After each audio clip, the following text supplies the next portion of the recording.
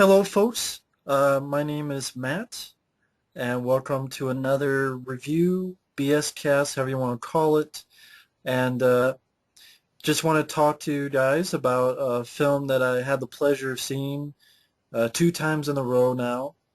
The first time I saw it with my good friend Mike, OSP Communications, and second time I was able to see it with a man who is with me right now.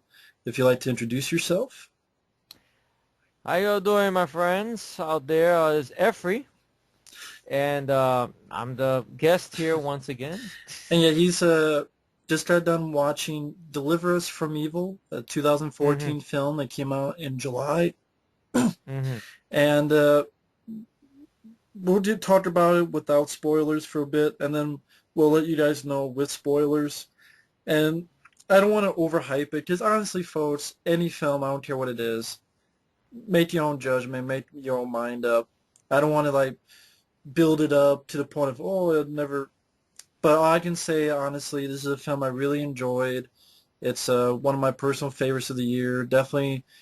And the way horror films are nowadays, really did enjoy this film, and that is Deliver Us from Evil, directed by Scott Derrickson, who has had some films I hated, which I'll get to. And starring Eric Bana. And I really enjoyed this film. I was really surprised.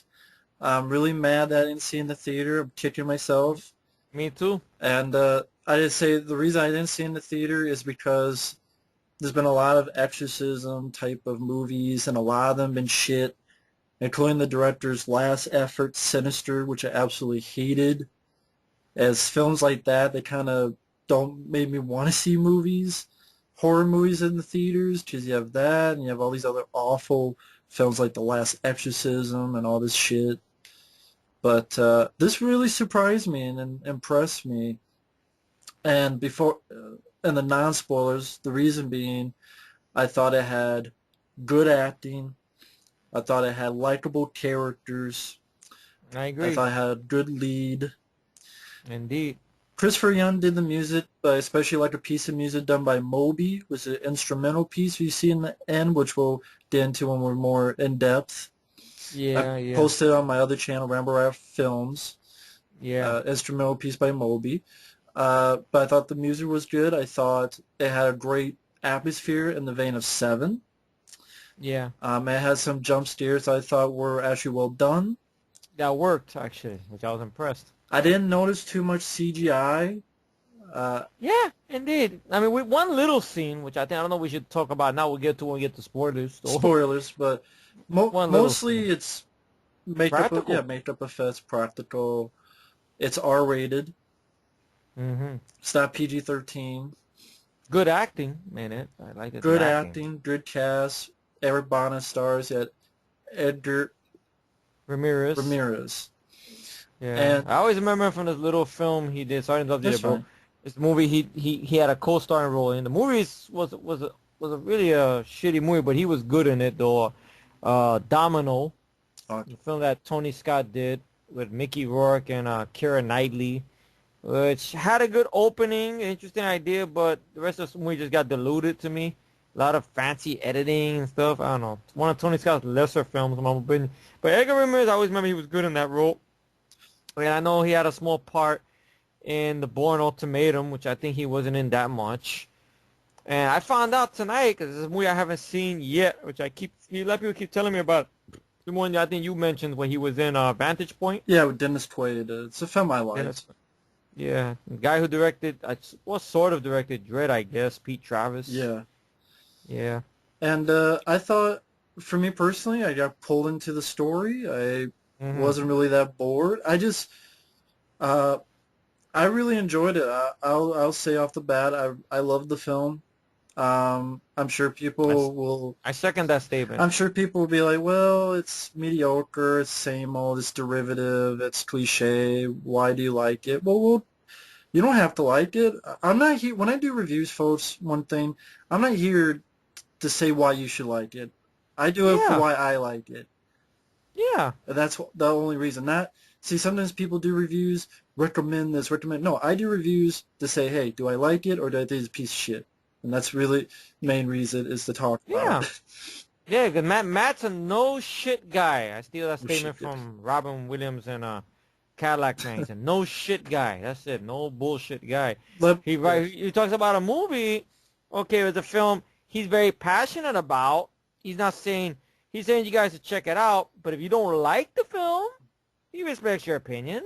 It's cool and everything like that. If it's a film he's that rubs him the wrong way and he's angry about it, okay, you people could still love the film. It is what it is. All right, and that's the way it is. Every film has, a fan and a hater. Well, some people just think a film is just okay or whatever.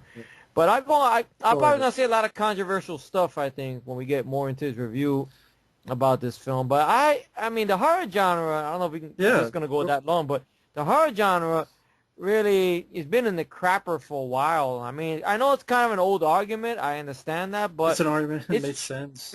It makes sense, though.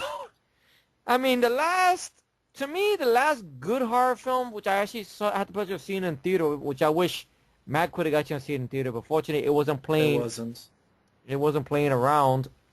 That film was 2012 film, The Collection, which I thought was actually a sequel that delivered, which we haven't had that in a long time either. A sequel that delivers. Yeah, I too enjoy The Collection. I mean, there's been films I liked. I can admit I like the Maniac remake, for example. Yeah, me too. I know, it's very strange. I can admit that right here, right now. Yeah. I, last year, sat, more with my hands over my eyes, but I saw the 1980 film, and no, I didn't see it with no girl this time. I saw it alone. All alone, by myself, just me. For those who might not even know that, you want to explain in case people might not know? It's a classic story. Recap. It's a classic story. If people remember the whole slasher cast we did years ago, which, Matt, I still got that audio. One day I would love to see you repost it up, if anything, and stuff like that. That'd be fun to look at that or whatnot. Maybe I'll do a sequel to it or something. I don't know, a follow-up or something. I don't know. But it was a story about Maniac. How years ago, I went out with some girl, and the date was going so-so, it's like that. We were talking or whatnot, and we were coming back from dinner, and we were going through the door, and my mom was in the middle of watching some horror movies. My mom has a collection of some horror movies and whatnot, and one of the ones she was middle of getting ready to put on was Maniac, the 1980 film. So I knew of the film thanks to my buddy over here's review. When he first reviewed it, he used to get away with clips. Yeah. And I had showed the review to my mom. Yes, my mom watched your review, Matt. Yes. She liked the review. Oh, that's your friend? Cool. Talk about movies. Yeah, look at the clips and everything. And I was cringing at the clips, but still she looked at it and everything. So she wanted to see the film, and sure enough, I found it for her, whatnot. She watched it. It's one of those films she would put on with her friends to gross her friends out or whatnot. So did she like the movie? She didn't mind the film. She didn't mind it and stuff like that. Well, it's a conversation piece. Like, hey, look at that. Hey, and stuff. You know, any Hispanics out there, if a relative in your house watches something scary and then they look and they react to it and they're like, yes, that's right. You get that, especially when it's your mom or aunt or hell, even if it's your wife or sister or whatnot, they're watching something in the house and they react to it, or they watch it with their friends, like, ew, stuff like that. We get reactions, and stuff. Nevertheless, so that was that movie. So the evening was going interesting, right? And she seen my mom had a horror collection there, so she wanted to watch a film from the collection, right? Now, I don't know why, for the life of me, she picked Maniac. I didn't recommend the film to her. I told her, honey, why don't we just watch that some other time? Let's go to the room and watch something else or whatever. No, but I want to see this horror movie here. Come on. The night's still young. And so, okay, the night's still young. So, all right. My mom put on the movie. She's like, all right, you want some chips? Mom has some chips there. I'm in the living room sitting right next to her, my face close to my eyes. We make it to the opening scene where Frank Zito, Joe Spinell, which good job with the acting. Well, killed the first people on the beach. Okay. You get the next scene where he kills the prostitute. All right, all right. Good acting performance. Okay, he scalped the lady. All right. Okay, my date was just cringing. I was like, my fingers on my eyes and stuff. And mom's going, wow, that's gross, isn't it? I said, yeah, yeah, it is, ma. Yeah. So, so then we get to this other scene, which is probably the bigger kill that killed the evening, pretty much. The scene with Tom Savini and his date, which, you know, pretty much what happens, those you've seen the film. Boom. Where, of course, Joe Spinell jumps on the hood of the car, takes the shotgun, and goes point blank and blows up Tom Savini's head. Boom. And then, as soon as she saw that, my hand was over my face. I'm going, well. And then she gets up. She looked at me. She looked at Mom. She put her jacket on. She walked right the fuck out of the apartment. Bam. And everything. Thank you, ma'am. And there's just argument on the way to the train station and the movie and everything. I said, but I didn't want to watch the movie. Why do you want to watch it? But, and then she tried to like turn everything around on me and everything. Yeah, hold on one second. Yeah. Nah, I'm okay, ma. All right. Yeah. Sorry about that, folks. So then all that happened was arguing on the way to the train station and stuff. And then she goes, but it's a disgusting movie. I'm like, but why do you want to watch it for? I know when I first told you the story, you were spitting out your soda or whatnot. And I know people would say, why would you show it to girl? I said, you didn't listen to the story. I didn't want to show her the movie. And if I would have said, oh, come on, let's go, then it would have been the worst. Why you don't want me to see that movie? I could see that movie. She's one of those tough girls. I could see that movie. And, you know, it backfired. And for a long time, I hated the film because it cost me, you know, a good sex, maybe. Should have showed her Serbian film. No, then I would have walked out of the room. Forget about that. No, hell no. Maybe she likes Fuck that. no. No. Maybe she liked that film instead. Oh, hell no. But anyway, I don't even want that film in the collection. Fuck that. But okay, how did you read on Maniac? Well, the remake. We were talking about the remake. Now, I saw the remake. I found out the remake was happening, and the first thing I said was, why? So did I. Because I didn't care for the original film. I know you don't mind the original film because of the effects and, okay, the acting. Yeah, the acting is not I the like Joe problem. Smell and the mood and the music. And yeah, I'd say I like the film, but I wouldn't put it in a favorite. But I wouldn't say I hate it. Yeah. But yeah. I mean, it's not my cup of tea. The acting is not the problem. I mean, I have problems with it because it's over excessive of gore.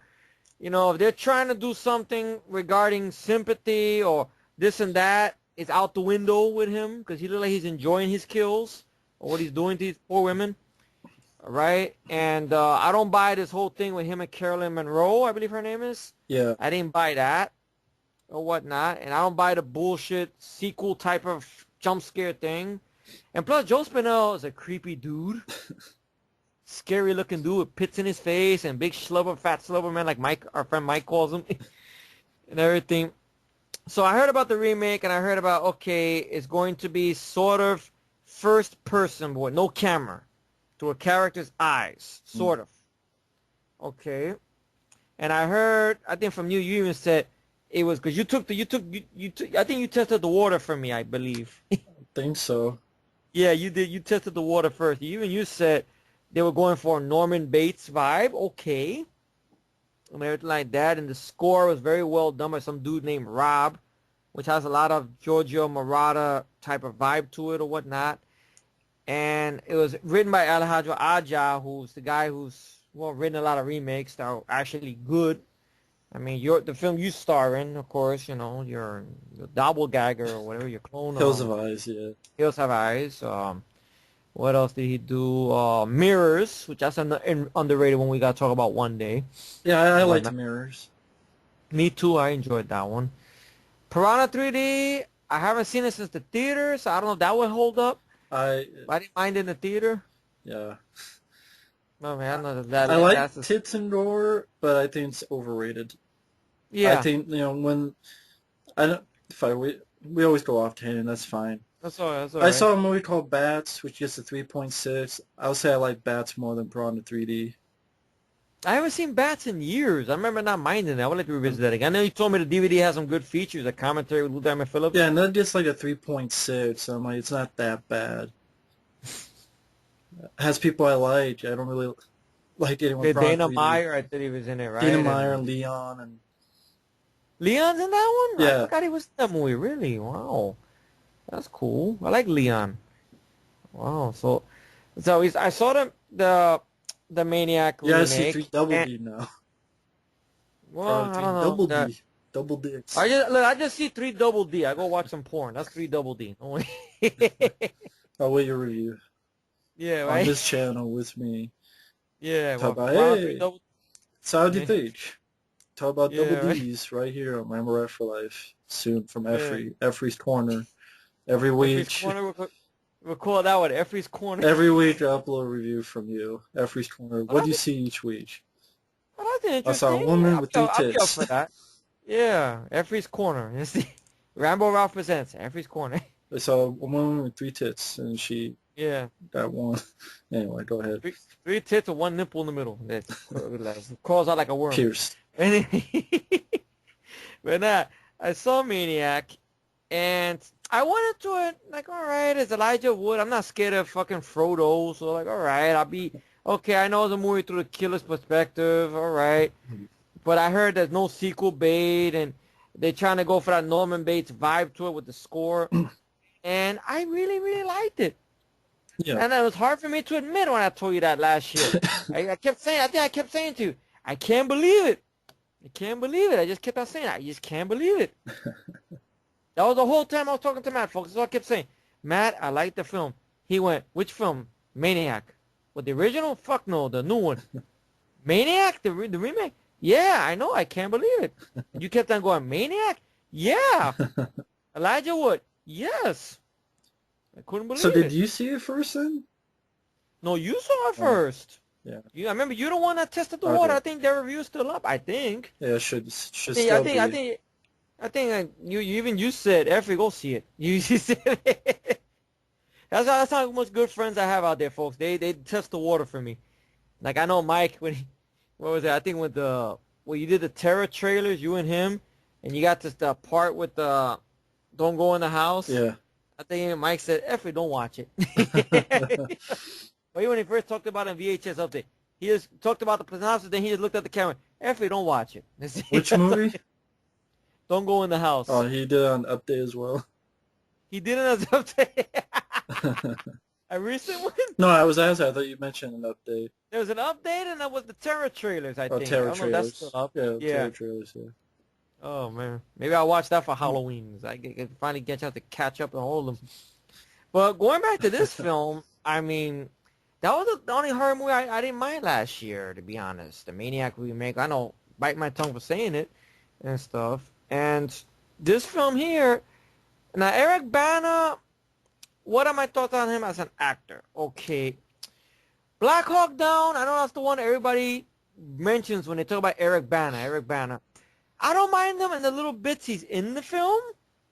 He does a good job with the acting. It's just I felt the film was too long, and every time we left Eric Bana to see everybody else, I'll be like, where's Eric Bana? When is he coming back?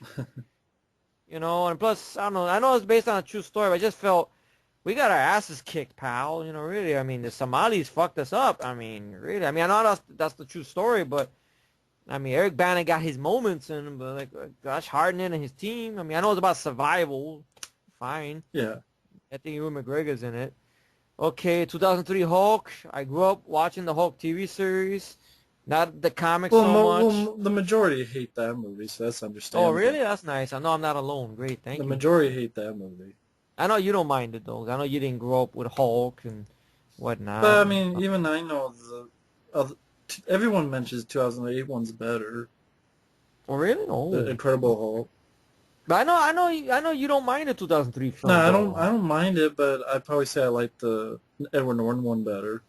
Oh, cool. But yes, folks, I don't mind 2003 Hulk, but I understand what people are saying. Because it's just too long and yeah, too much Greek tragedy thing with his father and this and that. Yeah. And CGI poodles. And I wasn't a fan of the way the Hulk looked. He looked too cartoonish. But the technology back then, I know they should have just waited. Then the technology got better. Ang Lee was a bad choice to direct it. I know before he was attached to it, they actually wanted a computer, not a computer, but they made it, I guess, an animatronic Hulk. I know there was a video I seen one time on YouTube. I don't know if it's still up. They were they were gonna make the Hulk almost like a animatronic puppet, and then maybe CGI around it, maybe. But I don't know. Ang Lee didn't like it, and he wanted 100% CGI. So there you go. And shit. But Eric Bana, I didn't care for there. Troy, he was good in Troy. I admit, Troy, I didn't mind. He's not the one I watch all the time. But yeah, he's good in Troy. Brad Pitt stole the show, but he was good in Troy. You know, I think Tyler Mane is in it. I know he pwned Tyler Mane, Eric Bana on that one. It's like, take this, fucking Michael Myers. All right. Other stuff he's done. Munich, the one that Spielberg directed with, I think, Daniel Craig right before Bond. I didn't mind Munich. I thought his acting was good there as well, Eric Bana. But everything else he's been a part of, I know he was in, what was that one? Hannah, which I seen clips of, which I didn't care for. The clips I seen or whatnot. I didn't care for Hannah. I know you. I think you yelled about Hannah. I know that was on your worst list, I think, or whatnot, and stuff.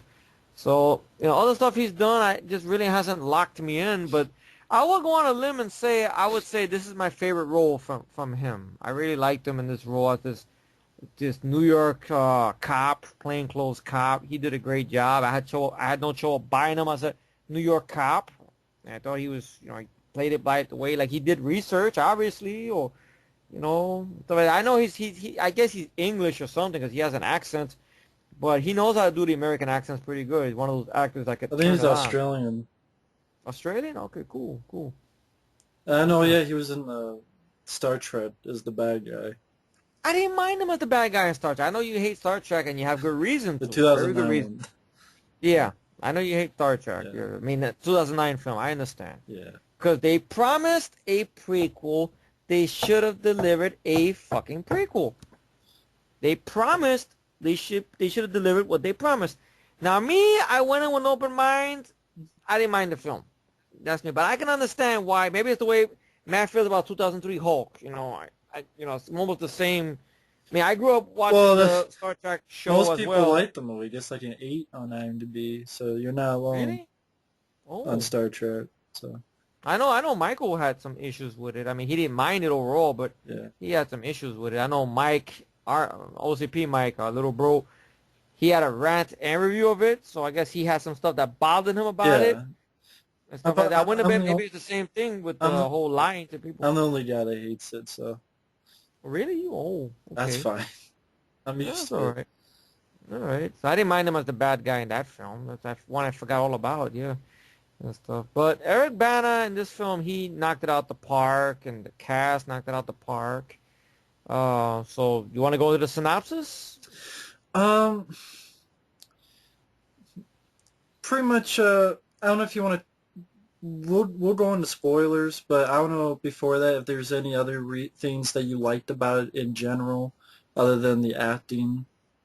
I liked it, the direction the director took, the way the look of the film is. It has a dark and gritty, which I know people mention that, but this movie really has it though. It's a word that gets used too often. Yeah, I mean it has a good mood to it. Maybe it's a mood, a very good mood to it, a good tension to it.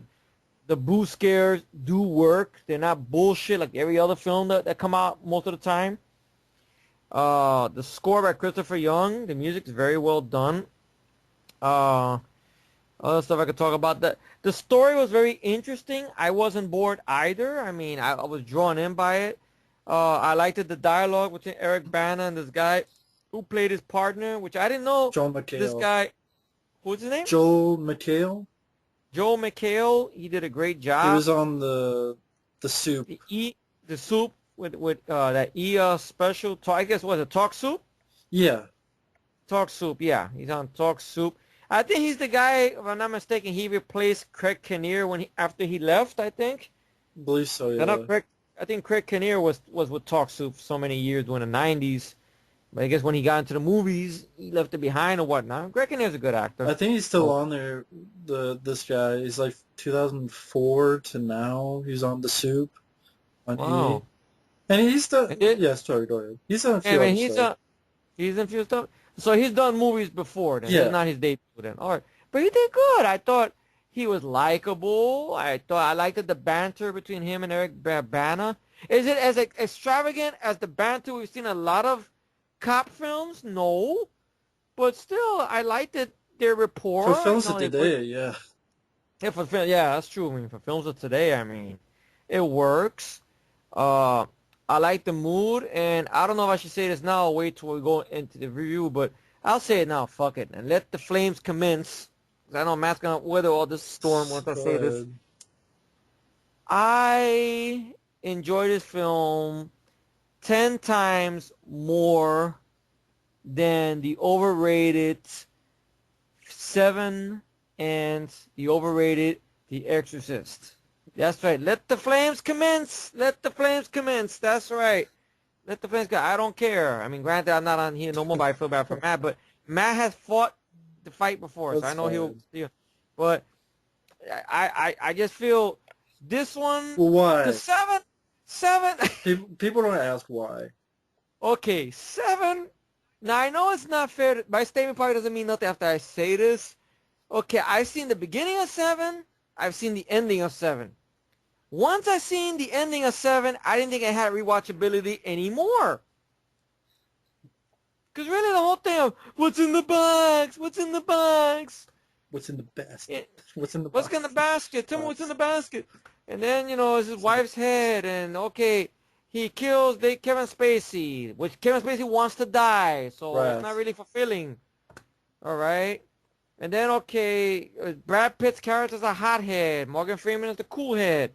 Okay, it's got tone and stuff, but I just think David Fincher has done better. Like, all right, I will say, okay, 7 is better than Alien 3, but that's not fair. Because a lot of films are better than Alien 3. And that's true. I would say, for me, Fincher's best to me is Panic Room and Fight Club. I like those two. Yeah, I would say to me that's his best. The Game, I want to give it another shot. To give another opinion. I haven't seen it in like forever. I remember the acting not being the problem with the film. It's just the overall twist kind of got me a little bit like, well, I don't get it, but I want to watch it again because it's been explained to me, so maybe I'll go with an open mind with the Game. But 7, I feel, is overrated. Now, let me get started with The Exorcist. The acting, once again, like 7, is not the problem. Is that everybody and their mother always say the same thing. The Exorcist, the Exorcist. Oh, she masturbated with a cross. And I know, like you said a joke a long time ago, I think on a Q&A when I meant one of the old Q&A videos you did years back, how you said, oh, but the Exorcist, the Exorcist. And then you said, you know what's more shocking than when she does it with the crucifix? 2 girls, 1 cup. You said something like that, and made me laugh. I think I remember that, yeah. Yeah, you see? Yeah, it is. It is. I think anyone would agree with that. Yeah. So, like, the acting is not the problem. I know there was a lot of backstory on the film, which, to be honest, the backstory on the film is probably more interesting than the film. But I don't know. It's just it never got me. It's got creepy moments. I will admit it, but I don't know. It just never got me. The acting is not the problem. I just thought that's the film everybody always puts on their most scariest film list. I've seen it on TV a couple of times. I noticed the revamped version with her doing the spider walk down the stairs. Okay. Spider-Woman. Or whatever the spider walk they call it or whatever. Yeah. Which I know they had to cut that out because they felt in the 70s it would have been too extreme to show. Which I don't know why. I mean, but it's there.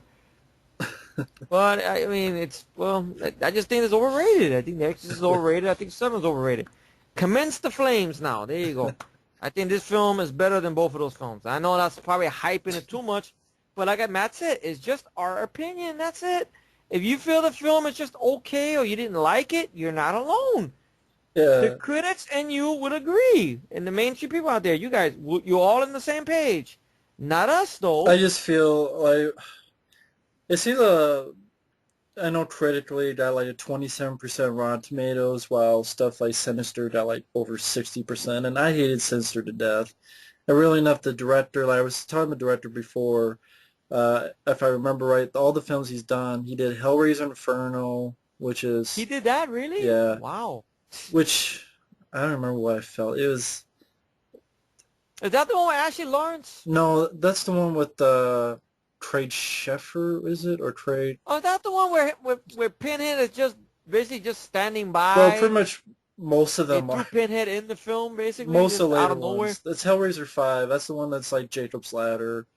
And Oh Craig no. Sheffer is like a cop, and he found he's really in hell. And is it Craig Oh. Sheffer? I can't remember, but I remember like it's there, but it was that was after in space and Light Oh, that Hellraiser. was the first straight to DVD sequel. Okay. Yeah, and then he did Exorcism Emily Rose, which I liked. It was different because it's like a courtroom drama, but also I've it's heard of it, exorcism. but I've never seen it. I do want to look it I up. say I like this film more than that, but I didn't mind the film. I thought it. 'Cause I know the lead girl from that Jennifer Carpenter. I think she was in. I don't mind her as an actress. I know a lot of people know her now in Dexter TV I series thought on a she did good Showtime. in it. Yeah, 'cause I know that's one of the roles people always mention a lot. And I didn't mind her in that shitty found footage movie. What was it? Quarantine? Yeah, I didn't mind her there. I know you didn't care for her because you thought she was too whiny Too or over the whatnot. top or something. Too over the top. Yeah. And then he did Sinister, which is fucking overrated. They got higher rated IMDb than this film. Critics spooged and came over it. I don't get it. I don't get why that got the pass and this doesn't. I don't get it at all. I've seen both films. Sinister, Ethan Hawke's an asshole who's a selfish, greedy asshole who gets him and his family killed at the end. And that has, as Mike said, what did Mike say? The guy looked like Sting from WCW, the bad guy. Is this guy Sting from WCW? He's got Oh my God, he said that. and yes, He rented in that movie? Did he yeah. do a video rent on that? I gotta look at it. I don't remember. I gotta I look don't know if that he up. said in there, but I know he said it sometime. I don't know if it was chatting him one day or something, but he's like, it's Sting from WCW. God, I really miss Mike. Yeah, it's hard that we don't get a chance to be three of us together at the same time, really, because his hours are different than my And plus, hours. hey, this guy is getting paid. But he's getting paid, yeah. Maybe laid, but he's getting paid. That's the Paid, main thing. yeah, he's getting paid. Yeah. So, Next time we talk to him, I ask him that part. That's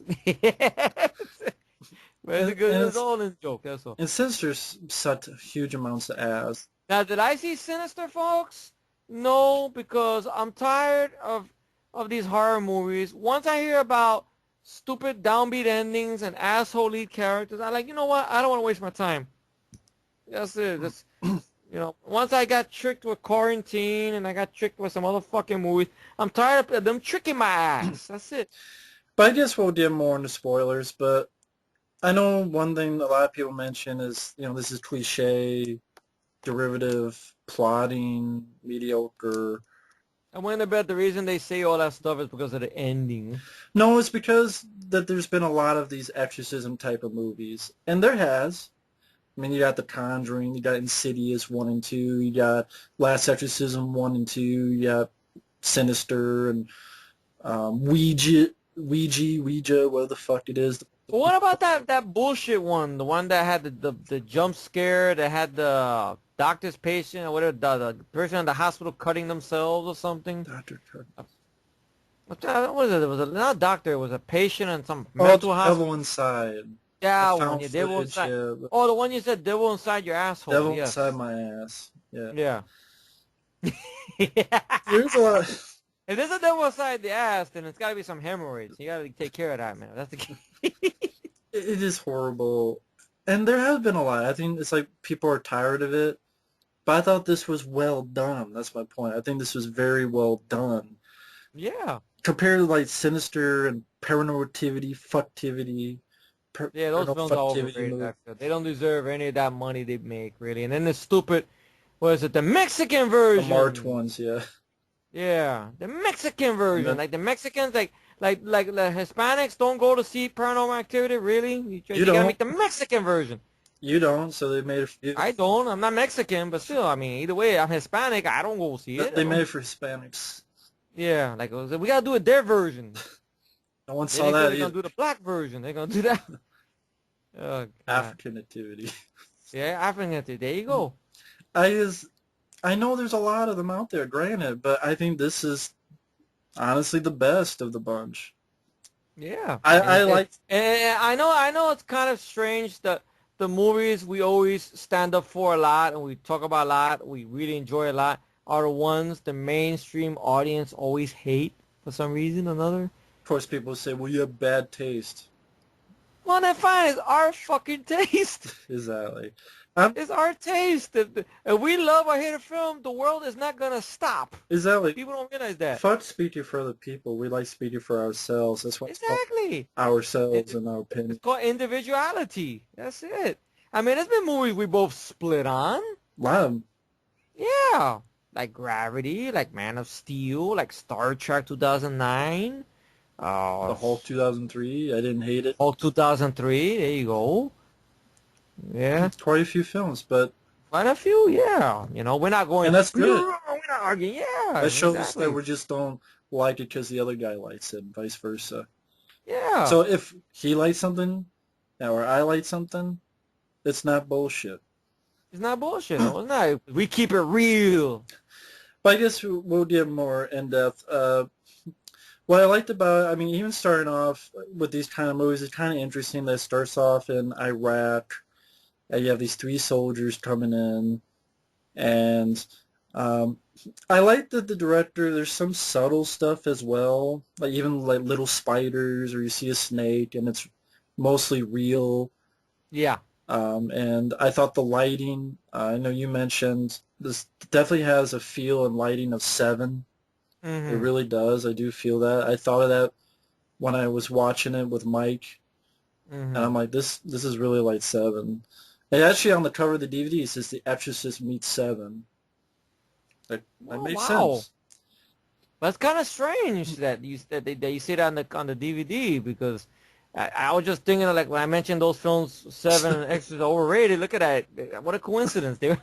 And before you know, what I also liked, it was nice to see another cop versus supernatural movie. Yeah. In the vein of The First Power, End of Days. And yeah, I probably put those two above this, but that's true. I would put those above this. Yeah. For movies of this day, from what do you say, the past 5 or 10 years of horror films. Yeah. I mean, there are films we like.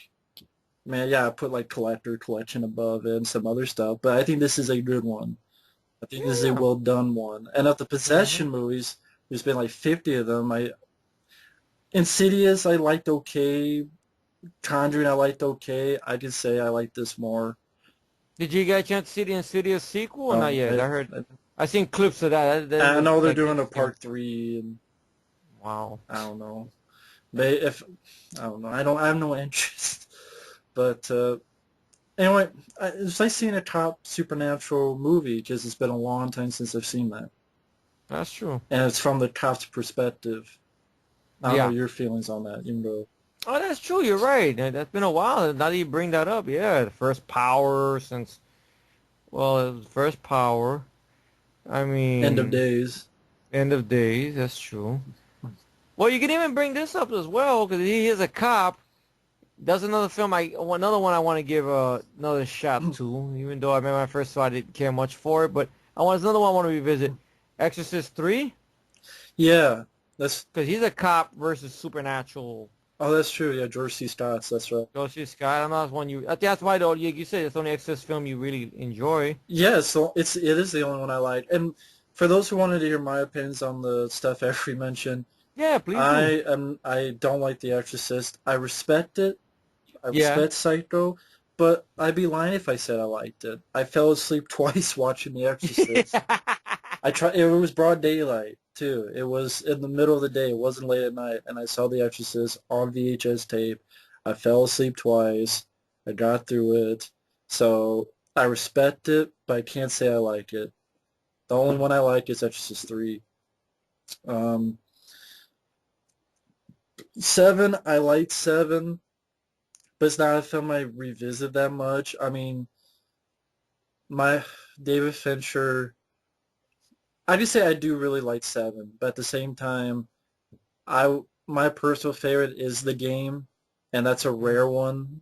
Like no one would ever put The Game as number one. They put Panic Room or Fight Club or Seven, or even ones like The Curious Case of Benjamin Button, which I didn't care for. Social I think Network and Kiss My Ass. I think Zodiac is in there. Zodiac even put into there, or people get mad about Zodiac, I It think. gets, I think, got good IMDb critics, but the only one I've heard talked about recently is Mike. Hmm. That's the one I want to give another shot, but it's like 7 hours long, or I know, I three heard it's a hours very long. long film. That's what that kind of turned me off about when I was going to check it out. I heard it's very long. It's about a lot of what ifs. So who did Procedural this? and yeah. Procedural stuff. A lot of, actual stuff. I mean, I heard the cast is interesting because Downey Jr.'s in it and Gyllenhaal A- and Mark Ruffalo. Anthony Edwards. Anthony Edwards is in that, really? I Yeah, always forget. Oh. but I do think this has a good mix of the two. The Hmm. Exorcist and Seven. I think it works well and made a little bit different from the others, and that's what I liked about it. And Yeah. like I said, the three soldiers, they go in, does some really good lighting, and pretty much something happens, which you find out later when they went into here. And then we're introduced to our main character, played by Eric Bana, Ray Sergeant, I believe Ralph Sorcy, I think his name Sarchie. is. Sarchie, yeah. And from what I understand, reading up a little bit about it, it's Okay. based on a book, but it really has nothing to do with the book. Like Really? it's very loosely like there was a real Ralph Sarchie, but they sort of wanted to make their own story so they could make a more entertaining movie. So they Mm. like the loose is based on it, from what I understand. Hmm. But that's fine, as I like the movie, so Yeah. I don't wonder make what it boring. what they changed more likely and stuff. But and Arabana I thought really likable, a a guy that's a lead of a horror film that I like. Yeah. God forbid. And that's a strange thing we could bring up also. Like, okay, Eric Bana in this film, right? Kiefer Sutherland in Mirrors, right? Your twin brother Aaron Stafford in The Hills Have Eyes, Yeah, right? Uh, what's his name? This actor. God, I wish I would get his name. Josh Stewart. Josh Stewart. That's right. That's an underrated actor. I really like him. From The Collector and Collection, Yeah, right? These are all leads of horror films. Now, maybe out of the bunch, I think Hills Have Eyes made money because if it didn't make no money, there would be no sequel. That made money, even though there was a lot of people complaining about it. Those who are hardcore fans of Wes Craven's overrated, boring film from 1977. Yes, Commence the Flames. That's right. I didn't like the 77 Hills Have Eyes. Yes, Commence the Flames. that's okay. I didn't like it either. Then we will come out. Commence the Flames. Yes. Yeah, so, out of all those films I'm trying to get at, the Did the guys are the lead, collector? right? Collector, well, I made money, but it took a while for the sequel to get off the ground, Yeah, though. 'Cause I think Josh Stewart had to come in as a producer. That's why he took that Dark Knight Rises check, I yeah. guess, to finance that, even though he was barely in Dark Knight Rises. But But you were I guess saying, yeah. But the point I'm making on this is that these are horror films, that they are lead guys. yeah, None of them, with exception of maybe Hills Have Eyes, made any money or they're looked down by horror audience, yeah. if you think about it. Even films back in the day, not a lot of people liked End of Days. First Power did nothing. Yeah. First Power, it got a new DVD and Blu-ray, some good features. I wonder when that's coming out. That's I'm out looking forward now. to it. Is it out already? I gotta get it. Because I got it, I saw the features, some good interviews. Lou Diamond Phillips and Jeff Kober. Really? How about the comment? Any commentaries? No, just interviews. But Lou Diamond Phillips has a good 30-minute interview. Oh, that's Jeff nice. Kober's about 17 minutes. Oh, that's nice. That's too bad. I would love. Lou Diamond Phillips knows how to do fun commentary tracks, man. Yeah. Yeah. I like the one he did with Young Guns. But Not a lot of people like them. Not a lot of people like Shocker. I I know. mean, And that's a guy. Think about it. that's a horror movie where the lead guy is a guy leading the film. Mm-hmm. Or I don't know, a horror show with Matt Hendrickson, which I would say that's a very underrated performance by him. Yeah. And stuff that no one talks about. I mean, they didn't even give it. Shout Factory didn't even dare give it any respect. You know, they really did a Blu-ray release only of the theatric cut. Yeah, there's an overrate. There's a not overrate. I'm sorry, unrated overseas. cut. Overseas, because MGM want to be a bunch of dick faces about it. So, you know, whatnot. No features because I guess the director passed away. Brian James passed away. Matt Hendrickson, I'm sure if someone would talk to him about it, because everybody asks him billions of questions about Terminator and Aliens. Pumpkinhead. And Pumpkinhead, which he's good in Pumpkinhead, don't get me wrong, but, you know, I like him more in Horror Show. Or when he gets questions about Near Dark, which he's good in Near Dark as well, but still, somebody should talk to him about Horror Show and stuff. But he was good in that film. That's a guy who's a lead in a horror film. And stuff. Leviathan doesn't get respect. Leviathan, that's true. Doesn't get respect. Yeah, even the special effects people pick on that film because they're bitching and moaning. Yeah, but they are. That's another story, another video. But you know, but the point I'm making about is like the kiss of death. God forbid to have a guy in the film as your lead in a horror film. I noticed that it's strange. Well, of course, you know, people will be like, well, why didn't you two see it in the theater? You really think even if we went to see a theater, it wouldn't make much of a difference? We saw Dread in the theater. It didn't do no good.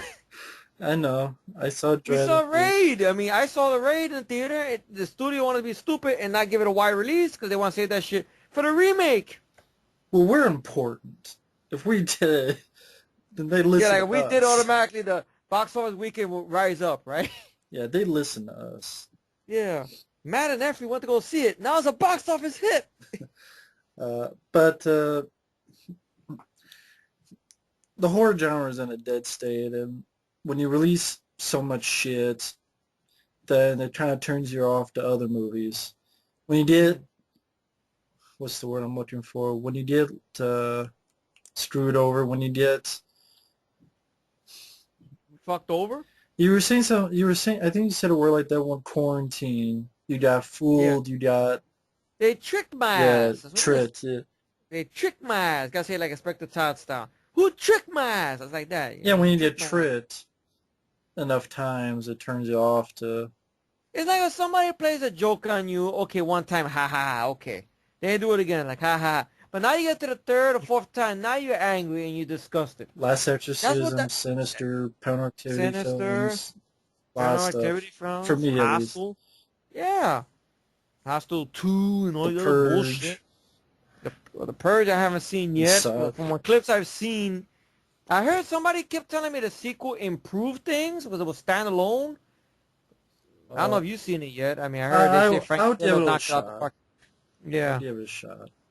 Yeah, I gotta see the first one and then see the. But when I seen clips of, I have a bad feeling about it though. I'm sure the acting seems very wooden. I'm sure now people are like, do the fucking review. Well, shut the fuck up and we will, folks. Okay, exactly.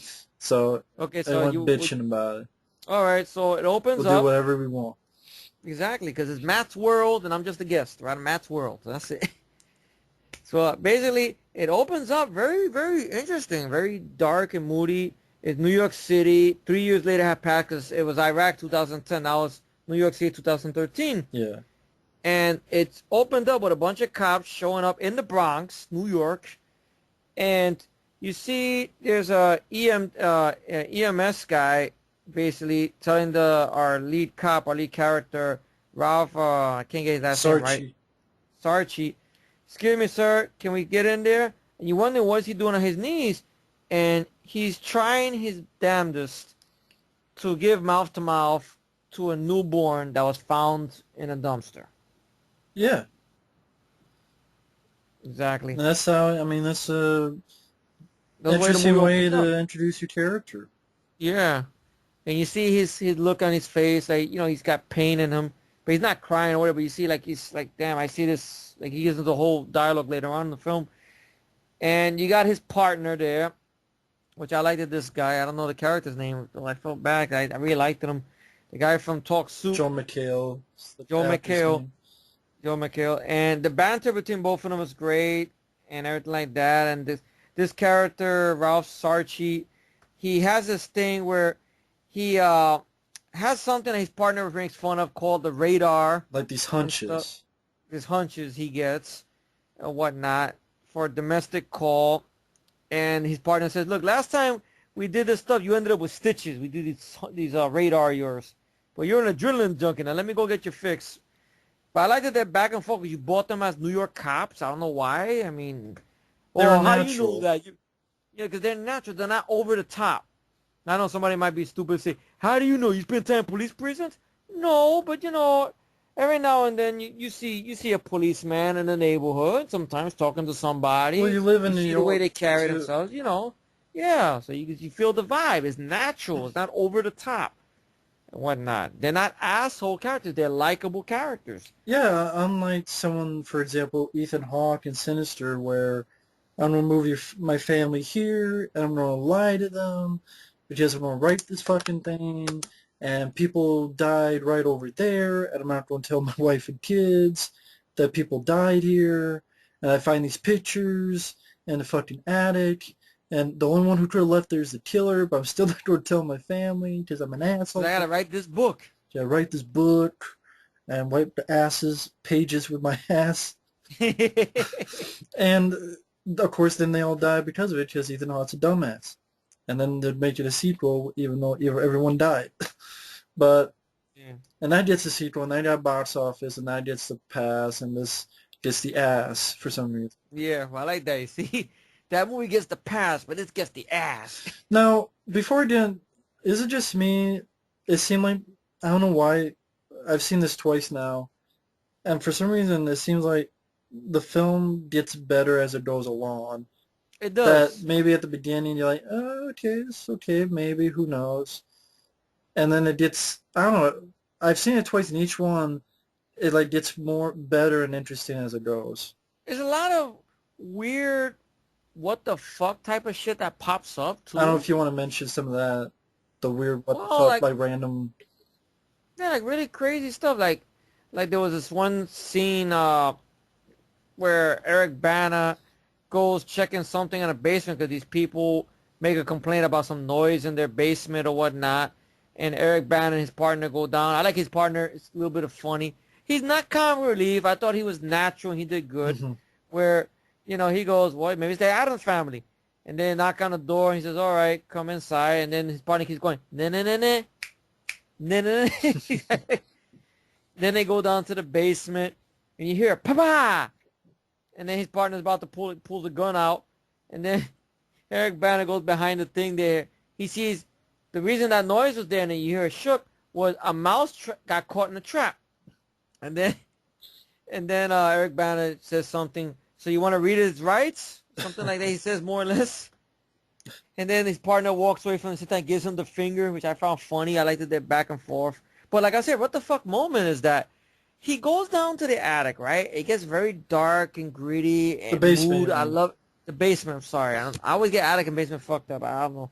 No, I don't live in an attic or basement, folks. I wish. I'm in the Yeah, I wish, because I have a home. We have a nice. That'd be nice. Attic, you're by yourself, and by yourself, up the top and everything. basement. Yeah.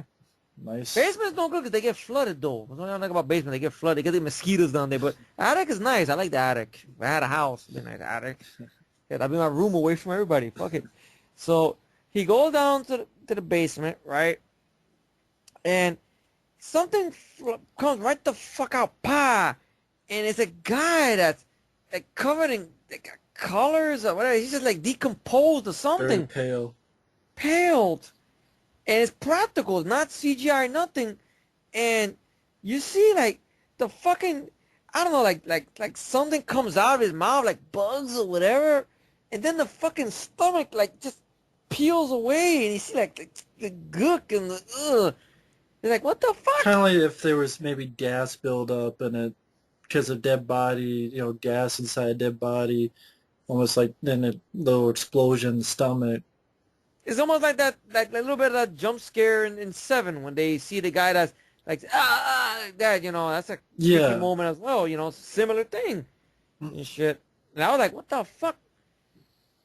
And there's a nice Whenever, moment before that where the eyeball like moves by itself for like a few seconds. yeah, But yeah, they're like, what the fuck type of moments? Shit. what about the cat? Oh yeah. Oh my god. That caught me off guard, man. I like, ugh. Like they go into this one. They go checking out this one guy's apartment that they get a hunch on, right?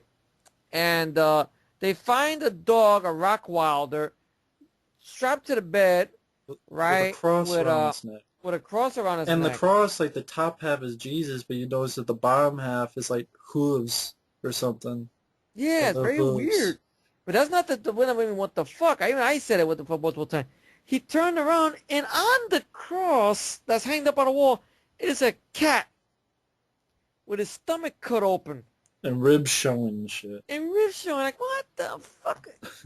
I'm not a big cat person. I know Matt must have cringed more about because Matt, you know, he likes pussy. Who doesn't like pussy? But pussy cat, you know. But Better than dogs. yeah, yeah. Ay, Jesus. So that Hey, stuff like that. I mean, the whole thing, that the way this story gets started, basically, where I know we're getting a little ahead of yeah. ourselves, is that they get a call for at the zoo, the Well, Bronx before Zoo. that, there's a wife beater. Oh yeah, the white beater. Yeah, once again, I got too far ahead, right? And Eric Bana really handled the scene real well. But like I said, I had no choice buying him as a cop, because he knocks on the door, police open up, and the guy is a scumbag, ex-marine or whatnot. You find out he's one of the three guys at the beginning of the film. Yeah, one of three guys, and he says, we got a domestic call about your about a disturbance." He goes, "Well, I don't know who called you." Then Eric Bana knows there's something up. He goes, "We gotta see your wife. Come on, let's see your wife." All right, come in. So they go inside, and sure enough, he goes, "You see her now?" His wife got her head down, and and Eric Bana asks, "Ma'am, are you okay?"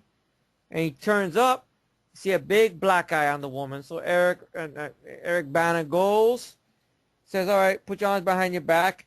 And sure enough, the guy tried to attack Eric Bana, which was a mistake. And Eric Bana twists his arm right there and shit like that. And about to put handcuffs on him, the guy cuts Eric Bana on the arm. His partner, handy with blades, Which, challenged him to a knife fight. another thing you don't expect, which is interesting in this type of exorcism movie, is a guy who's like Jason Statham Expendables, like with knives and shit, is find has like these two bladed knives. Yeah. That's not something I expected, but it was a fun thing. It's a Like, good all right, surprise. this cop likes knives, cool. And he tried to challenge the guy to a knife fight, but every type of wife beater, he's a pussy. He drops the knife and runs away. So Eric Bana and the partner, they chase him, and so ultimately Eric Bana goes around a corner, takes the club from a car, and throws it right in the fucking guy's legs. The guy still resisting arrest. Eric Bana beats the shit out of him. Justified police brutality, in my humble opinion. And takes him downtown and shit. And then they get a call to go to see the Adams family thing, what the partner says. And you see a dead body there. And it turns out, no, but I Well, went before too that, far that's ahead the again. zoo. The zoo. I keep forgetting the zoo. Makes you think of that Police Academy 2 thing. The old zoo. The old zoo. But we go to the zoo, and there was a call about some lady that took her kid and threw it in the lion's den. Now, I don't know if the kid got killed No, or they said survived. it hurt his head, but he went to the hospital. He'll be Well, okay. thankfully enough, yeah. We don't see what happens to the kid and the lion, thank God. But so they're looking around. Well, the lion didn't get to I think he hit his head or something, cracked Yeah, his head, and that's why he went to the hospital. yeah, thankfully. So, they're looking around. And I think, what is it? The partner's looking around there, and I think, what is it, a bear or lion? Well, like they both split up, and I thought it was some nice lighting, and that's what I think is Yeah, that there's some good build-up moments. I thought there's some moments where it's just silence on the soundtrack and just no music. I a like, justified boo scare. yeah, I mean, like there's like a real bear there. That's part of the exhibit of the zoo, Of course, zoo, yeah. and Eric Bana's looking. There's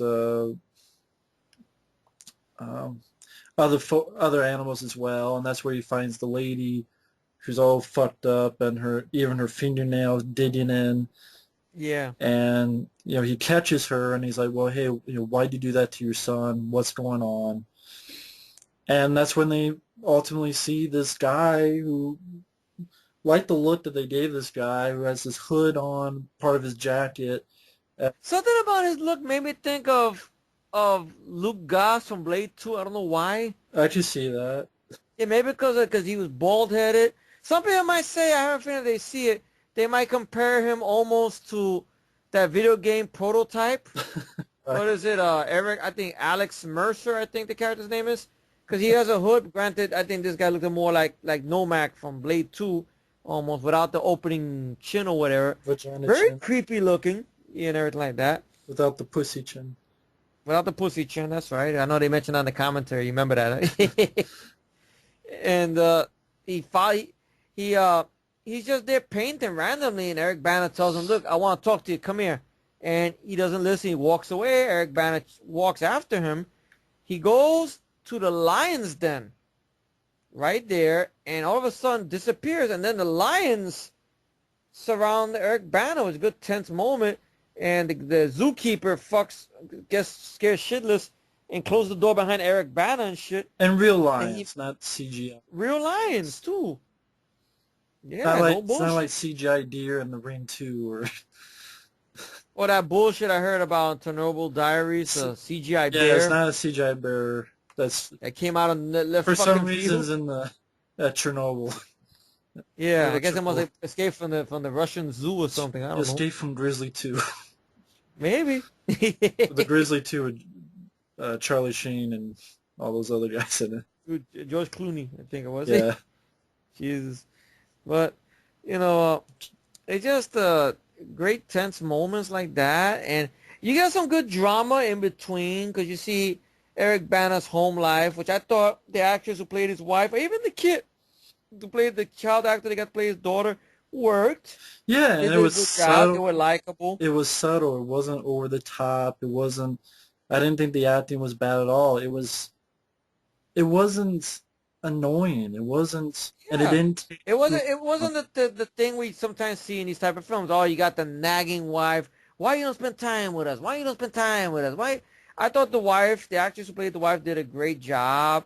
Even the actress who played the daughter did a good job and stuff, and and everything like that. And they were there long enough to still keep the pace going. It didn't take. Yeah, they didn't derive from the plot. It was just there long enough and just go back to the thing. And then we have another character in the film I think we should talk about. Father Mendoza, played by Édgar Ramírez. And Édgar Ramírez really, you seem like an actor that does his homework a lot, because I thought he knocked it out the park. When we first meet him, we see he's looking at some pictures or whatnot. He's doing push-ups. And then he goes to run to a bar to get a drink. And now he's a priest that doesn't wear the traditional priest clothes. And there's a beautiful woman flirting with him or whatnot. But he's a priest. I mean, she doesn't know that. He just goes, oh, she says, you don't have to sip it down like that's not medicine. Well, do this to me. Enjoy your drink. And then he goes away and stuff. He comes into the story because he knows the lady that went apeshit nuts in the zoo and whatnot.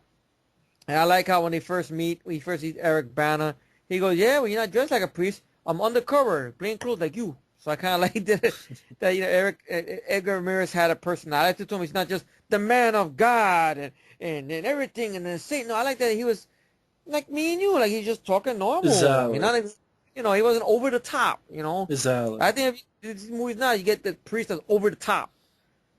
And the character is not a saint. You find out some stuff about him or whatnot. Yeah, some good backstory that was actually interesting and actually helped the characters. Yeah, like you could say an arc in a way. Yeah, he was a drug addict and he found God, and then later on you find out some stuff that happened to him before, being with a woman and abortion, things like that. And same with Eric Bana as well. Eric Bana's character has an arc as well, because weird stuff started happening to Eric Bana, like weird what the fuck type of things. Like It jump scared. It caught me off guard. I even yelled, fuck. I remember, I know you were laughing.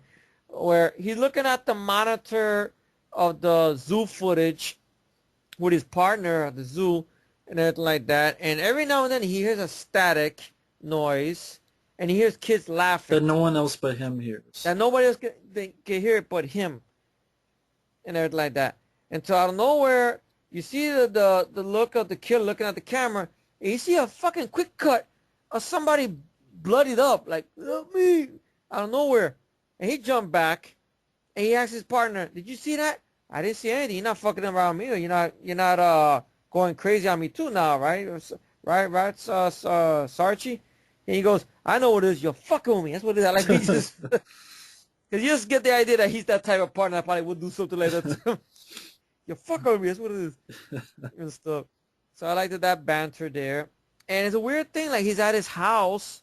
His wife and daughter leave to go to church because his character, for some reason or another, doesn't believe much in God. Yeah, I mean, like, he even tells a quick thing about when he was a kid, and there was someone in his mom's room, and, well, God didn't stop him. I did with a baseball bat, and, yeah, I mean, he's just... All the horrors that he's seen being a cop on the streets for so many years. Exactly. He's like, I've grown out of it, or a line like that. I've grown up from that, or something like that. Yeah. So I kind of like the idea that this character has an arc to overcome or whatnot. Yeah. And everything. So I liked that little piece of business there and everything. And oh, yeah, the fish. A lot of stuff. The thing with the fish and his fish tank. Granted, I think it is CGI. I don't think you can get over this practical.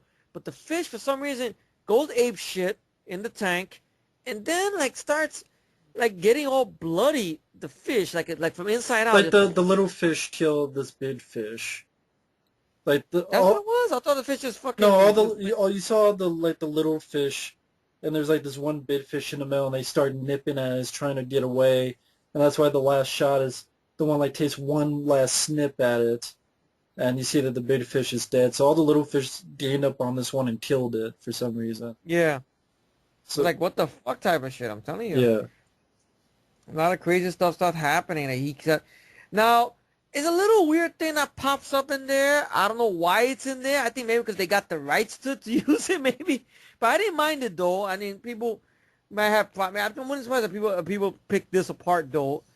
That every now and then... The demons love Jim Morrison's songs. Yeah, the Doors. Like you hear the Doors, like you hear references to People Are Strange, which I like, even though I like the Lost Boys version better, but still I like it. You hear Break On Through the Other Side. You hear, what is it, Riders of the Storm. You hear that? Yeah.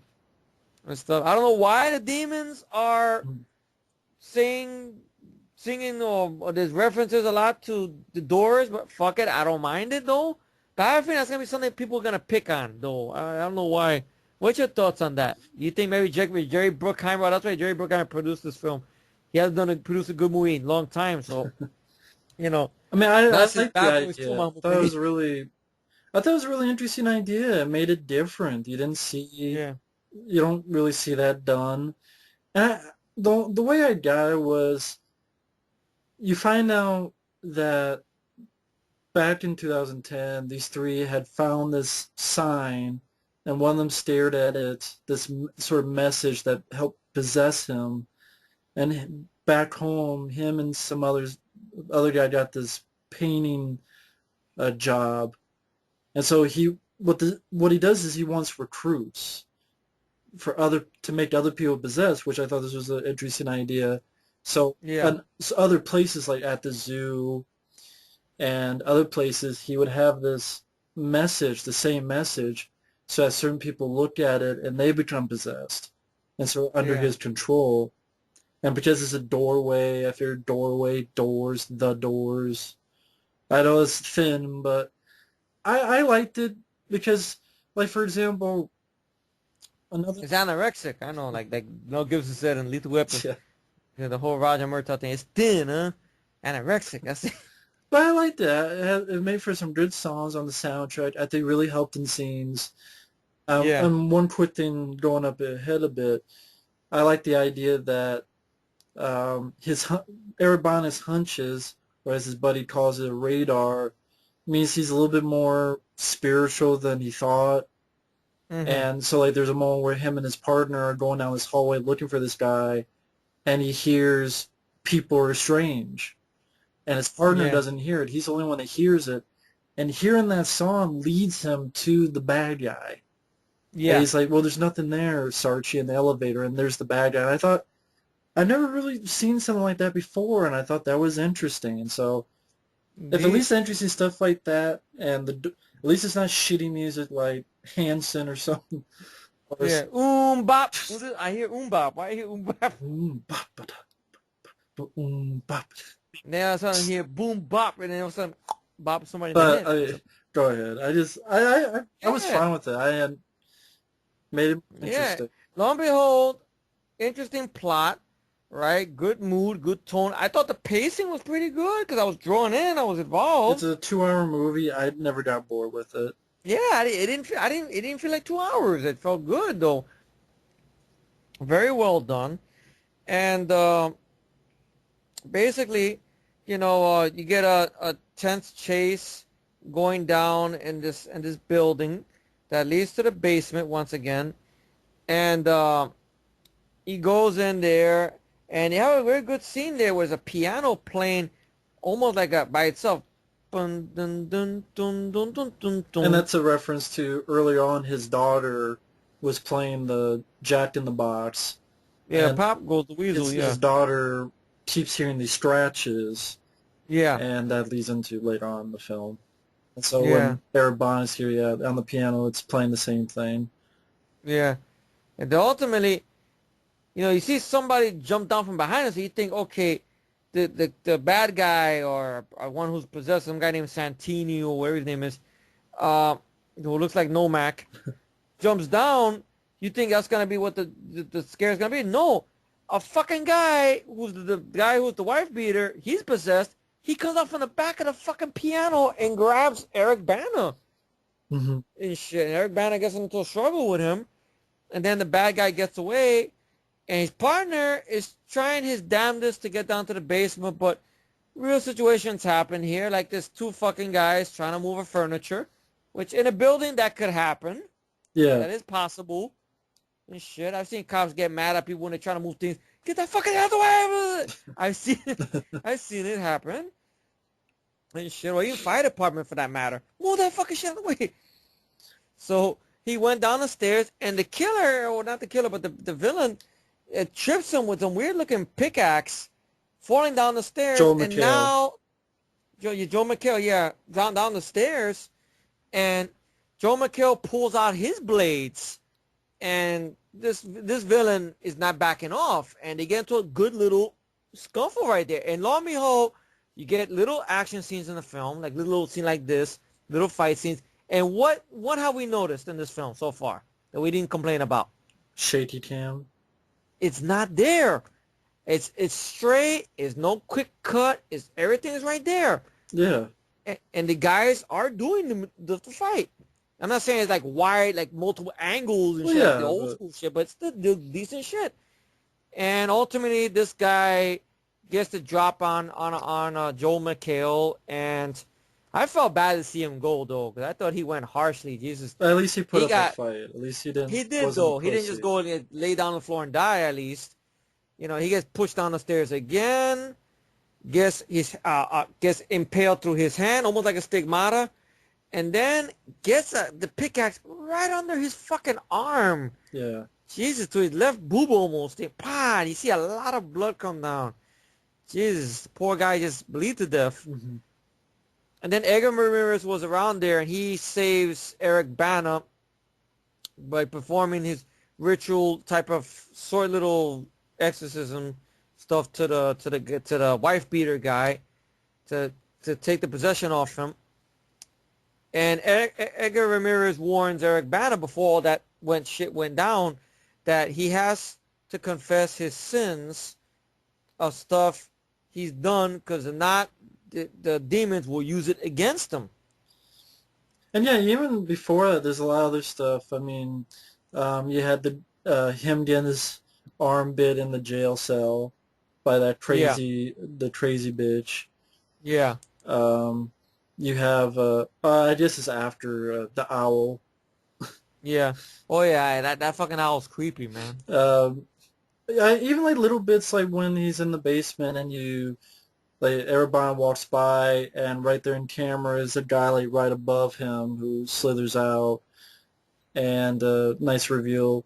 Or even like little bits of action where the windows start exploding, Eric Bana has to get out of there. And I thought it was, well done. And well done.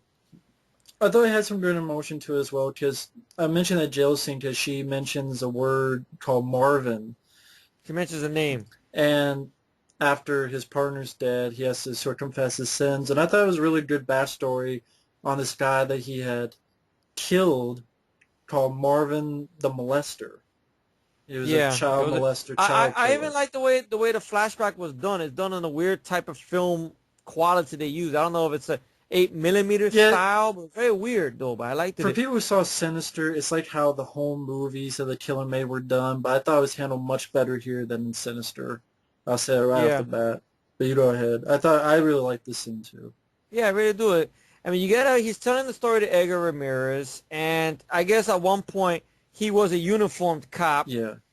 And he was outside one day with his wife and his daughter and such, and he sees there was a lot of cops and everything down the neighborhood, so he went down there to look, and they find the dead body of a 6-year-old girl, which we don't see her, but we get enough being thrown into a garbage. She's in the trash, but she's dead, and very horrific stuff. You see that, but you get an idea, which I like the way this was done here. You see blood down her legs, so you know what happened, obviously. And you also get the idea this is why he's been hearing static and children why he's laughing been hearing static and children laughing, because at the crime scene, there's static from the police radios, and it's children playing in the playground around the corner. And these are two things he's been hearing throughout the film that no one else could hear but him, and now this is why. Here's why, like, it's all coming together, and then right at the crime scene, Marvin the molester was there retrenching, I guess, or watching, and he knew how he looked like, because there was a wanted poster of him on before when he was in uniform by his commanding officer or whatnot. How the guy was convicted a couple of times or whatnot, or he's wanted or some shit like that. But then there was something about murder that he was looking at. This was another murder. And Eric Bana took off running after him until he got him into the alleyway somewhere, and Eric Bana beat the shit out of him to a point where you hear that reference that get mentioned. Some people tell me I have a heavy hand. Yeah. And you get that image of why he kept getting that pop-up image of the one that made me go, oh shit, at the of a guy with his face being beaten in, or what, the guy going, help me. And it was actually that Marvin molester guy, because he just porched the shit out of him with his fist to death. Yeah. And, that sort of haunted him, even though the guy deserved to die. But Édgar Ramírez says something interesting. He says, okay, what you did to him wasn't justice, it was vengeance. Yeah. That's why he mentioned something like that and stuff. Granted, I mean... Wrath. More like that's Wrath. I think that's the right word. Not Rambo, not Wrath and Raphael, but Wrath. With a W, Wrath. With a W, not an R, yes. Yeah. So somebody might try to say, Wrath, you mean? Like Raphael? Well, Raphael probably would have stuck a side up at the guy's ass. I can imagine, but, in my movie, in your movie, of course, yes. Written and directed by you, yes. In my dreams. And edited by you as well, yes. Co-starring Efree. Matt Roller production. Co-starring Efree as the pimp. What happened? Co-starring Efree as the pimp. I'll be the pimp. Yeah, just randomly walking by, just looking. Oh shit, bitch! You see what happened? Look what he did to that guy. And Mike is the coke dealer. And Mike could be like with the white powder in his nose or something. Yeah, I didn't see none, man. What I missed? Shooters. Yeah, but so he's haunted by that, and Édgar Ramírez basically acknowledged from OCP. I got some PCP from OCP. Okay. So he inaugurates him from his sins, I guess, forgives him for his sins, and that helps him. and weird stuff started happening to his house. Like his daughter keeps hearing scratches on the floor, and she has this weird looking fucking stuffed owl. This is really that looks very creepy. Look very creepy, I'm telling you. And this comes from a guy who was creeped out at a young age about that fucking clown in Poltergeist. And same shit. I'm not saying this is like Poltergeist, but you know, Poltergeist is, I mean, immaculate. I mean, that's a classic to me, but this probably will be a classic in the making, at least to us, but you know, and in a way, of course, it's underrated. I mean, and to Mike, because he really enjoyed it as well. Oh, yeah, of course, Mike. Oh, that's great. We'd like to hear his thoughts on the film. Hopefully he listened. And I think he will review it. Oh, cool. Yeah, man. So, getting all to that, fast forward, and something goes down, and Eric Bana is on his way home, and before that, we noticed the crazy bitch. I like the way this is done with the camera just creeping into the mental asylum. Oh, yeah. And we see there's that receptionist guy who's the asshole, whatnot, to Eric Bana. He's laid out on the floor, just blood coming out of him. We don't know what happened to him. And we see the girl crawl out like a dog with keys in her mouth like a dog. Yeah. The crazy bitch. So then she's more like an afterthought. We don't know what happened to her. And so there's one scene when Eric Bana's just driving. It's daylight. He's just driving, I guess, home. And that's after the owl thing, right? Yeah. Because after the owl thing and whatnot, and and I guess the little girl sees the figure of the guy outside her room. The figure of the Luke Goss lookalike, whatnot, and takes her and takes her, I guess, grabs her, and to ultimately out of nowhere, this is like a whole what the fuck moment. The movie got a lot of what the fuck moments. A body out of nowhere just crushes his windshield. Pow! Right in his car. Eric Bana's windshield. And you see remain it's practical effects. It's disturbing almost. Jesus. Where you see the crazy bitch lady, her kneecap broken in half, her face, oh my god. Right there. And then his phone rings and he thinks it's his wife, but it's actually our villain, the demon. Yeah. When I say something about, I forgot what he said. I know it's something creepy that pissed off Eric Bana. With my family. He runs home after he calls it in about the body and everything like that. Goes there and he sees our villain with that mark on his chest. And of course, Eric Bana uses his cop tactics, gets the gun on him, try to make him tell him where his wife and daughter is at. Handcuffs him to a radiator pipe, and the guy breaks the pipe. But I like even before, I like the moment where, again, a little art for the character, where you tell that this villain wants Eric Bana to shoot him. Yeah. Wants, well, as Kevin Spacey would say, to become Wrath. He wants him to. Yeah. He wants him to do what he did to the other guy. Yeah. And I guess maybe that would possess him, maybe. Yeah. By doing that, but he doesn't. And it's like, okay, he's learning. Eric Bana's learning.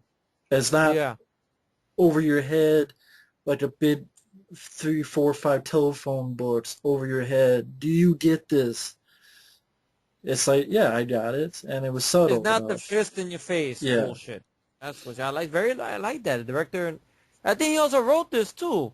The director, I think. Yeah, I thought he did a much better job here than Sinister. I thought it was a big improvement from Sinister, and yet it just the opposite reaction. I don't get it. It's like people like shitty horror movies. I don't know. They might say the same thing about us. Well, they will. Vice versa. There you go. You say tomato, we say tomato. Either way. So he goes into the precinct, and then you get your third act. If they like it, that's fine. We agree to disagree. Exactly. If people like Sinister, like we said in the beginning of the video. Every movie has a hater. Every movie has a fan. That's the way. We're fans of this movie. You're haters of this film. Fine. Oh well. That's it. Life goes on. Now let's swing our dicks. Right out the window, if it makes any sense. It's the old New York saying, let's swing our dicks. I don't know what that means. But anyway, so you get the great scene in the interrogation room with Édgar Ramírez there with, because he's in a straitjacket, and I thought this was a good what the fuck moment too. Édgar Ramírez is trying to start the exorcism, starts saying some words, and he ripped the fucking straitjacket off and tries to attack Édgar Ramírez, and it takes Eric Bana, which I like that this other cop, I don't want to just say the black guy, but of course he's the black guy, but he was a comic relief. I liked his reaction. I thought it was genuine and stuff. Yeah. And they tackled the guy down. They handcuff him to the chair himself. Then they leave, but he's telling Édgar Ramírez telling Eric Bana to leave. He goes, I can't do that. He's arrested. I gotta stay here. I'll help you any way I can. And you get this very good exorcism scene, which I thought was very well done. Yeah. I like how the black guy who's the cop, he's watching from the other side of the interrogation when he hears me say, okay, we got to perform an exorcism. And he goes, what the fuck? Yeah. Really? That was a good moment. And that's a genuine, I like it. It's a genuine reaction. Like, if we were cops, stuff like that, we're watching to the interrogation, like, well, what the fuck is going on here? Exactly. And, like, what the fuck? He's watching all this shit. Even to the point he's even going, holy fuck. And a lot of weird shit happens. Like, the glass breaks. The part of the guy's head, like, is split. Blood comes down. Almost like the stigmata of the crown. Yeah, on Jesus, exactly. You get very, very, biblical into this. Of course, you get the crown and everything like that. And he even tries to do a thing which I think was very similar to The Exorcist, where, I think the demon says something personal to the priest to piss off the priest. Kind of like, I guess, a scene from The Exorcist, I remember correctly, where Linda Blair's character says something, that the possessed version of her says something more or less to, what's that actor's name? Jason Miller's character or whatnot, about his mom or about something. Yeah. He grabs her. So try to get him mad because he kill him for wrath or whatnot. And, he tries to fuck with Édgar Ramírez, saying something about, in Spanish to him, about, remember that girl Claudia? I will have her and I will have your son. He goes, my son is dead. No, he's not.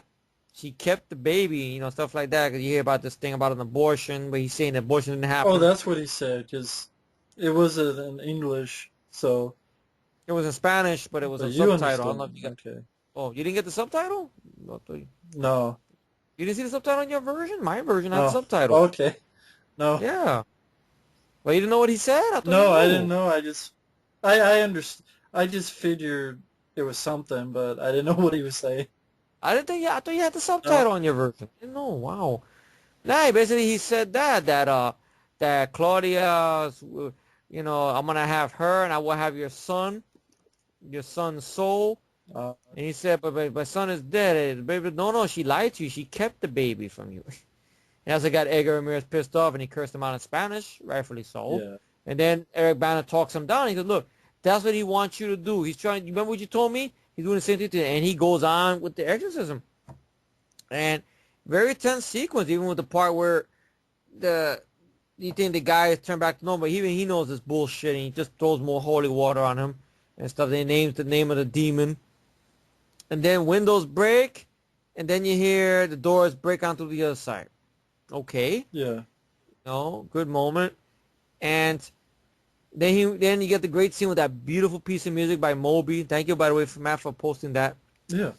And you don't hear the words, but you see through the mouth, where's my family? Where's my family? And the guy is crying. He accepts the saint, the bad guy who's now not possessed anymore.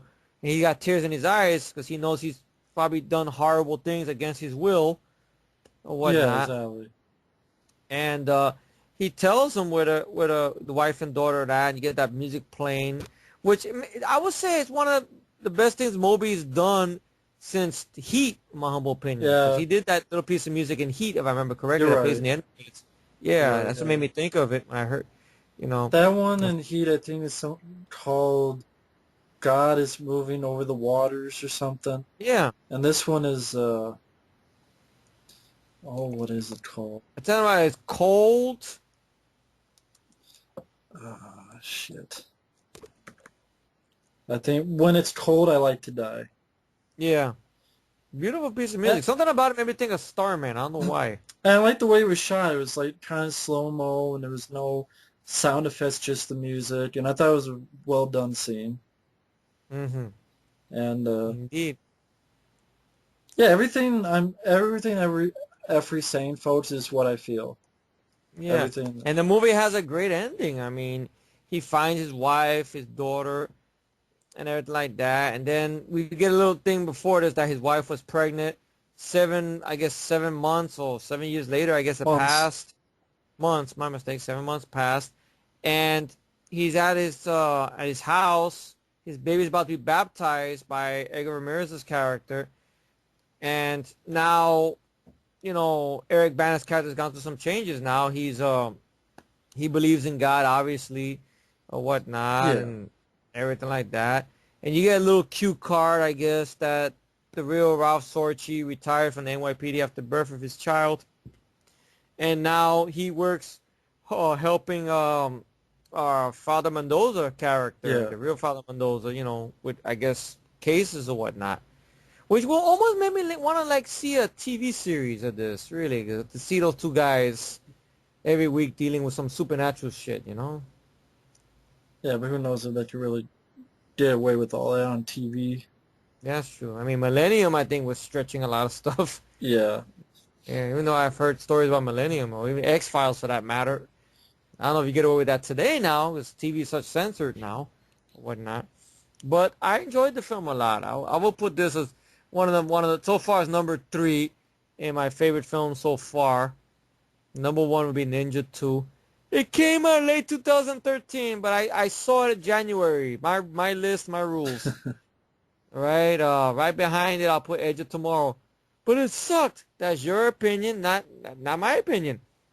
Right. So I'm just getting ahead of some people that might say stupid things or whatnot, but not stupid things, but yelling obscenities out. Because Yeah. the people are polite and adults, and they go, okay, look, I don't mind what you guys are saying. I disagree, but I didn't like the film for this, this, and that. All right, if you're gonna be like that, that's cool. But if you're gonna be, oh, that movie sucked, you guys suck, fucking, you gonna be all stupid, then you can go home and fuck your dog. All due respect, you know, Yeah. with no lube. That's it. But I enjoyed this film. I don't know what else to say more about it. I mean, it is one of the rare horror films. I know it's not like this. I'd be nice if there was a year that went by that there was actually 3, or I would say maybe 4 horror movies we liked. But that's a rarity now. You'd be lucky if there's one in the list like last year with me, it was one that caught me by surprise, the Maniac remake, and then of course, Silent Silent Night, yeah, and stuff, and then of course, what's that? Of course, the collection the following year, the year before that, stuff. Well, I believe the collection knocked down Expendables 2. As a matter of fact, I remember off the list. Night. That tells you a lot. Yeah. Yeah.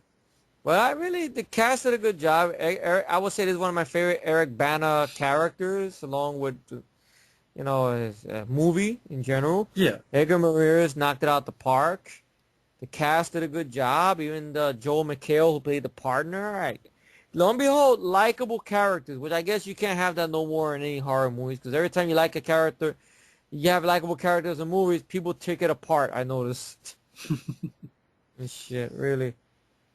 Yeah, I mean, for me, I can say I enjoyed the film because I thought it had, like I said at the beginning, I enjoyed seeing the cop with the supernatural type of story again, because it seems like it's Hmm. been forever since that's happened. And I remember the trailer when I saw it in the theater.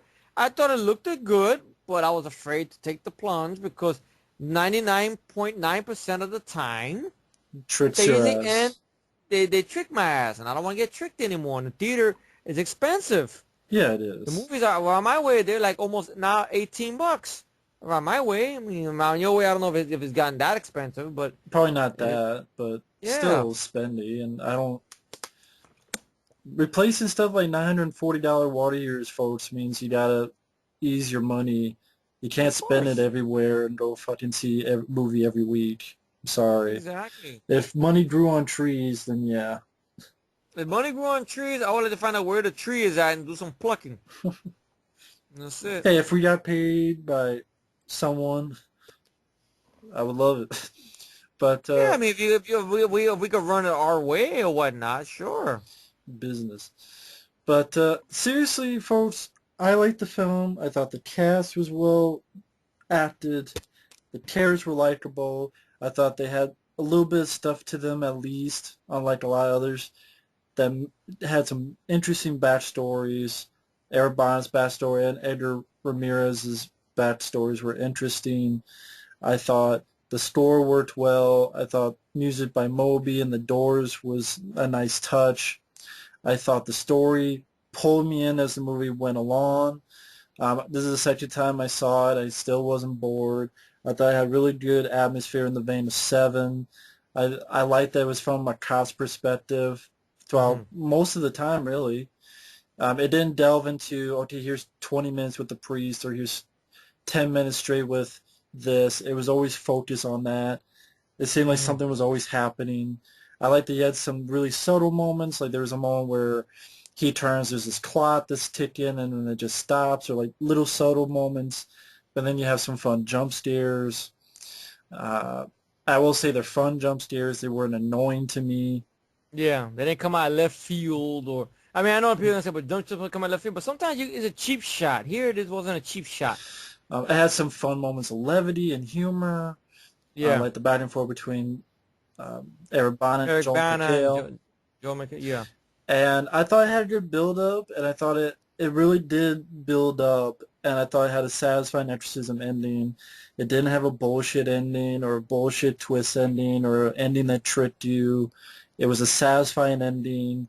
It made me smile by the end of it, which is rare nowadays. Very beautiful, uplifting piece of music by Moby as well. Exactly. Very well. So yeah, and Christopher Young did the score for the film, right? Yeah. Wow, amazing. The guy done a lot of good score. Hellraiser and The Fly 2.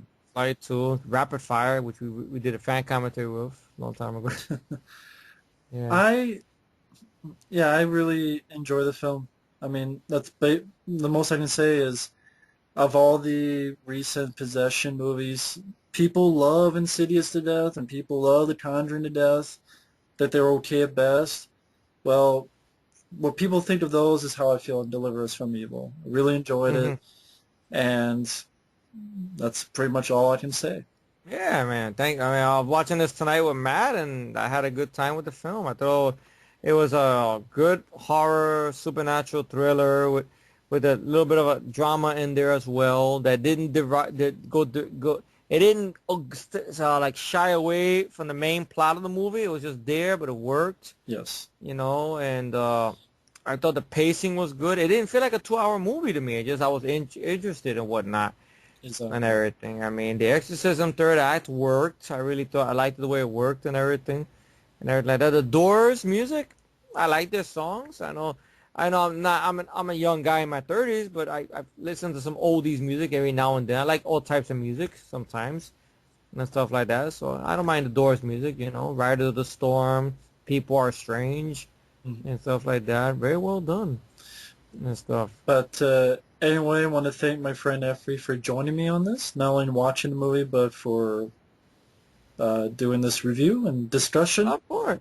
Oh, great. I mean, thank you for having me over, as always, Matt. I mean, it was fun to watch this film. I know you were sending me an email talking to me about this film and like that. You said, "Hey, let's watch it. Let's give it a shot." So, all right, give it a shot and stuff. And then I heard a little bit of that piece of music there or whatnot. Yeah. And everything like that, and I liked the score and everything. I heard it like 3 times. That's how I liked the song, the little piece of music or whatnot. And something about that just made me think of Heat. It really made me think of that. Heat's another good film as well. Stuff like that. Yeah. Very good movie, and it was great to get into the discussion and to have a little fun talking about OCP with the PCP.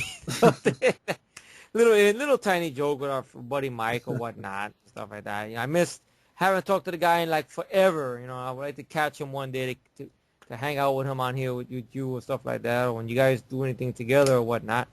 Be like old time, 3 crazy guys reunited. That'd be a good topic or a big thing we should do or something like that. Yeah. And everything. But, thank you all for listening with us for a little while and stuff.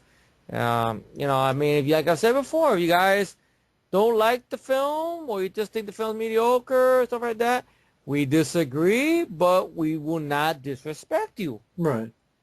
Simple as that, you know. But and stuff like that. But people are still gonna be what they're gonna do. We're gonna do and stuff like that. We're not gonna make people like this film and all like that. We're just saying why we liked the film. That's all. Yeah. That's it. We're not forcing no one to say like the film or kiss me. No, we don't do that and stuff like that and everything. You know, we enjoyed the film for what it was. Yes, I do wish if I would have known about this sooner during the middle of the summer, I would love to go to see it in a theater or whatnot and maybe moved by the film or whatnot. But it's just they trick you. They fuck you. Like Joe Pesci talks about in Leo Gets. And like that. And they fuck you in the movies. See, they fuck you in the movies. They know you're going to go to the theater, pay $18, then you get fucked. They fuck you. But anyway, if I had to rate the film, I would give it pretty much 10 out of 10. I have no problems with it and stuff. And I'll put it at number 3 in my favorite of the year so far and stuff. Yeah, I really enjoyed the film as well. But indeed. Thanks for listening, and we'll see you later. See you later. Thank you for watching.